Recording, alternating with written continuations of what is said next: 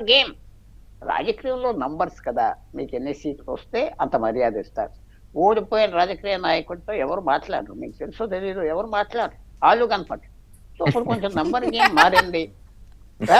అందుకే నేను అబద్ధం అడుగుతున్నాను. అబద్ధం మీరే అన్నారు చెప్తున్నానంటే నేను మాట్లాడినప్పుడు ఈ అపాయింట్మెంట్లేంటి, ఫోటోలేంటి, ట్వీట్లేంటి, ఆ వెల్కమ్ అది బొకేలేంటి? నంబర్ గేమ్ మారింది. అంటే నేను ఐ అడ్మైర్ మోదీ. నేను నరేంద్ర మోదీ గారి నుంచి ఆ పార్టీ నుంచి నాకేం రాకపోయినా విదేశ విషయాల్లో, డిఫెన్స్ విషయాల్లో మంచి లైన్ తీసుకున్నారు భారతదేశానికని ఎప్పుడు నేను చెప్తా ఉంటాను. ఓకే మీ సార్. షోలో కూడా చెప్తా ఉంటా.